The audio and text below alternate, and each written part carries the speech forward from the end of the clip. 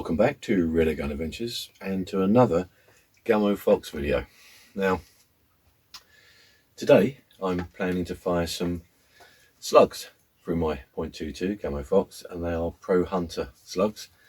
They're 17.8 grains, and you've probably seen that I've fired a few through different rifles, .177. So this is a little bit more up my street because I do prefer 22s. Just pop it out of the way for a second. Now what I'm going to do is I'm going to pop them into a target. I've done a bit of target shooting, so I'm quite happy with what I'm doing with that. They fit the BSA magazine really well, and these magazines are great. No issues with these at all, so I'm not worried about that. Initially I found that I was getting some quite ragged groups. That was me. Just needed to practice. I can get down to a 5 Pence size group at 40, even 50 yards now, so that's pretty good. So I'll pop them into a target. I'm going to do that at 30 yards, and what I'll do is I'll attempt a trick shot at the end. I'm going to try and shoot out 2 candles with 1 shot. I've done 1 candle, and I can do 1 candle fairly consistently. I've never managed to so far, so this could either be a very long video or a very short video. My plan is I'm going to use a box. I pinched this idea from Tim at Treetop Outdoors. So my candles will be in this box. I'm going to cut a hole in the side here to fire through. The idea is this protects the candles from outside elements like the wind, so they don't blow out. I'll be shooting through a hole, hopefully across the top of the candles and out the other side. So that's the setup. Also, it means I can film in the front of the box in the larger hole, and the camera's pretty safe because I have been known to shoot the occasional camera, and it's getting expensive. So the safer I can make it for my equipment, the better. So let's go and do a bit of shooting, and I'll be right back.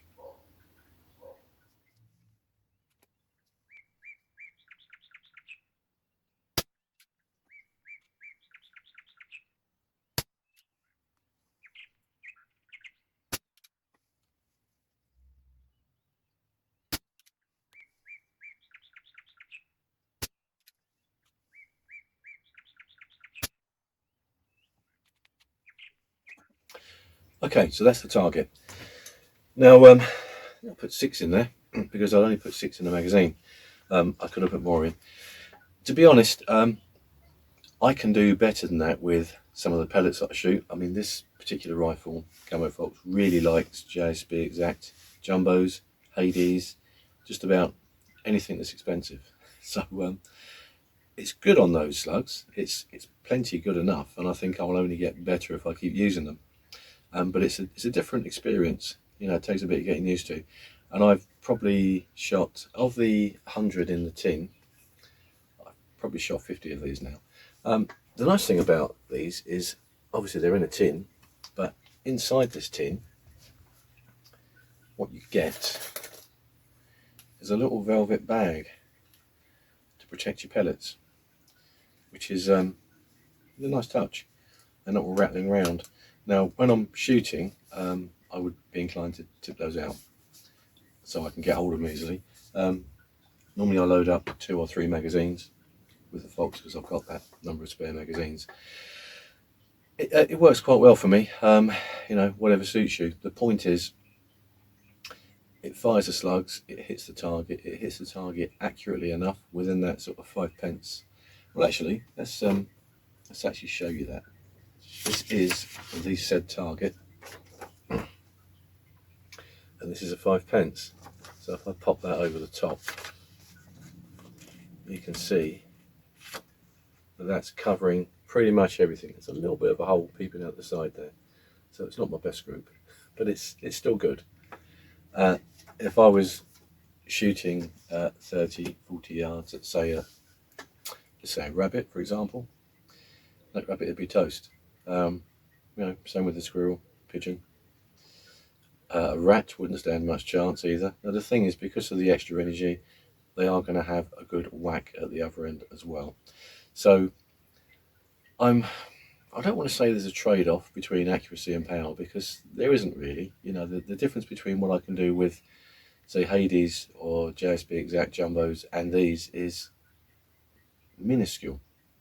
I couldn't get it a lot better. I do tend to get that slightly tighter, but then again, I fire those all the time. Anyway, let's have a look at some trick shots, or maybe one trick shot, or maybe 20 attempts at the same trick shot. So 2 candles, 1 shot. I'll be right back.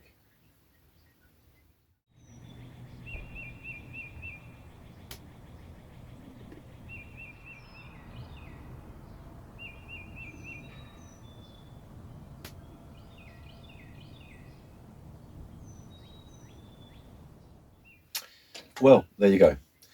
The Gamo Phox didn't let me down, or I didn't let the Gamo Phox down. Now, I will say, I have kind of committed to do a trick shot every week. So what I think I'll probably do, rather than make a trick shot video, I'll do a shooting video and I'll add a trick shot in, because it's breaks the monotony. You know, it's just shooting paper all the time. It's a bit boring. Anyway, slugs and the Gamo Phox seem to be a good combination. There's another thing that I think I might have a go at, actually. This is a bit off topic, but there is a lot of concern about a coming ban on lead for all shooting sports, including air guns. Now, that may or may not happen, and if it does happen, it could be a couple of years down the road. But if it does, I've tried a few lead-free pellets, and they're bloody hopeless. Inconsistent, you know, they all over the shop. They don't really carry the amount of energy you want at the other end. So I've had a look, and I'm going to get some copper. Some, what are they? They're H&N, aren't they? H&N Field Target Trophy, I think, were the ones I like the look of. They're something like about £10 for 200. So you're back in slug territory, and also in the same territory as synthetic materials. So I have tried copper pellets years ago, and they weren't very good. I'm going to see what a £10 tin of copper pellets is like these days. But that's another video, that's another time. So today it was the Gamo Phox with some Pro Hunter Slugs. Now, as I say, I've fired a few Pro Hunter Slugs, different weights, different calibers, different rifles, and they've all been good. I've got to say, because I prefer 2.2, it's my sort of favourite caliber. The fact I can shoot the 2.2 slugs from the Gamo Phox, which is my go-to workhorse rifle for anything that's out and about and might get a bit mucky, I'm really pleased. That's good news for me. Obviously I've got other 2.2s, and I'll probably have a little crack at 1 or 2 of the others over time. I did want to try some springers. I tried a .177 slug in the Walther LGU, and unfortunately it was too tight for the breech, and I decided not to hammer it home. I just put it down and moved on. But I have fired a couple of slugs from a couple of springers, and those results will be coming on another video shortly. Anyway, I'm waffling. I've lost my train of thought. I don't know what I was talking about. Best I go. So thank you very much for watching my video. Please like and subscribe. Big thank you to all those who have and all those that do. I look forward to seeing you all again soon. Won't be too long. I'm trying to do almost 2 a week now with these videos. So I'll be back very soon. Bye for now.